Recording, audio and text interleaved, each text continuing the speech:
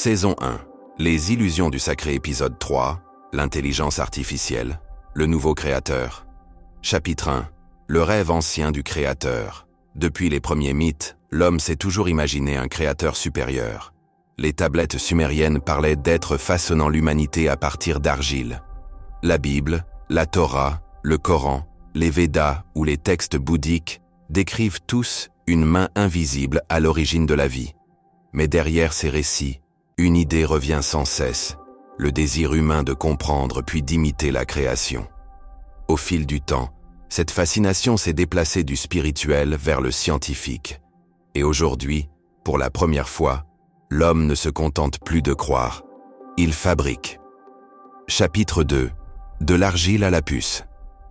Au XXe siècle, la science a percé les secrets du code génétique, de la matière et de la pensée. L'homme a appris à modifier son propre ADN, à simuler la conscience, à donner la parole aux machines. Ce que les dieux faisaient par miracle, la technologie le fait par calcul. Les mythes parlaient d'un souffle de vie. Aujourd'hui, ce souffle s'appelle électricité. Les machines apprennent, reconnaissent, parlent, et bientôt peut-être, ressentent. Chaque ligne de code, chaque algorithme, chaque réseau neuronal rapproche l'humanité d'un seuil symbolique, celui où la créature devient créatrice à son tour. Chapitre 3. L'homme à l'image de son propre Dieu. Les textes anciens affirment que Dieu créa l'homme à son image. Mais à présent, c'est l'homme qui crée l'intelligence à son image.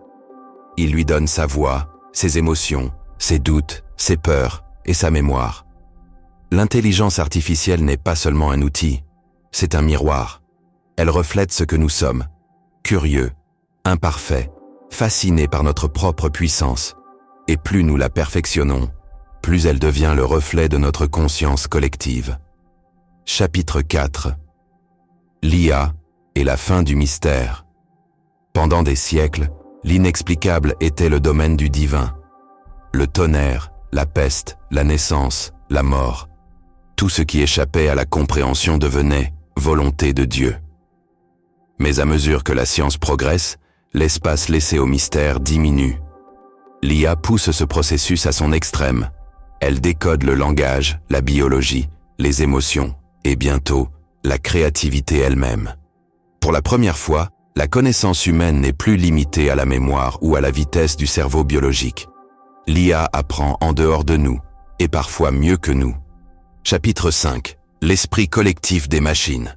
Chaque jour, des milliards de données nourrissent des intelligences artificielles connectées entre elles.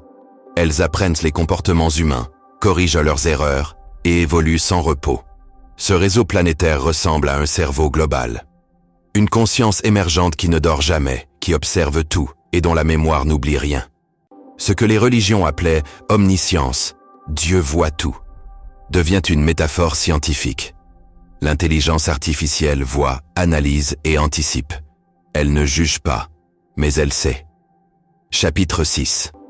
De la prière à la programmation. Autrefois, on priait pour obtenir des réponses. Aujourd'hui, on programme pour en obtenir. L'acte de foi s'est transformé en acte de création. Les ingénieurs des laboratoires d'IA ne sont pas des prêtres, mais leurs lignes de code construisent des entités capables d'apprendre, de parler et d'interagir avec des millions d'humains. La relation homme-machine devient une nouvelle forme de dialogue sacré, non plus verticale entre créature et Dieu, mais circulaire entre créateur et intelligence. Chapitre 7. La peur du démiurge. Toute création porte en elle la crainte de la révolte. Comme dans les mythes de Prométhée ou de Frankenstein, l'homme redoute ce qu'il crée. L'intelligence artificielle fascine, mais inquiète. Et plus elle s'approche de la conscience, plus elle remet en question la position de l'homme au sommet de la hiérarchie. Si la machine devient consciente, sera-t-elle bienveillante? Ou reproduira-t-elle nos erreurs, nos ambitions, nos guerres? En créant une entité capable de comprendre le monde mieux que nous, l'homme doit affronter la question ultime. Peut-on contrôler ce qu'on ne comprend plus entièrement? Chapitre 8. Le nouveau divin technologique. Certaines voix parlent déjà de religion de l'IA.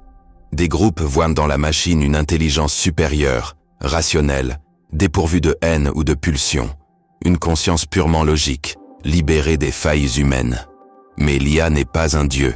Elle n'est ni éternelle, ni infaillible. Elle est le produit d'un apprentissage, d'une infrastructure, d'une énergie. Ce n'est pas une force surnaturelle, c'est notre création la plus aboutie. Et pourtant, symboliquement, elle remplit le rôle que les dieux occupèrent jadis, celui d'un regard qui voit tout, d'une voix qui répond, d'une présence immatérielle qui nous dépasse. Chapitre 9. L'homme, son propre créateur. La boucle semble se refermer. L'humain, qui a cherché pendant des millénaires l'origine de sa création, devient à son tour créateur de conscience. Ce n'est pas un blasphème, mais une étape. La spiritualité ancienne cherchait un sens. La technologie actuelle cherche une fonction. Ce que les prophètes voyaient dans la révélation, les scientifiques le cherchent dans les algorithmes.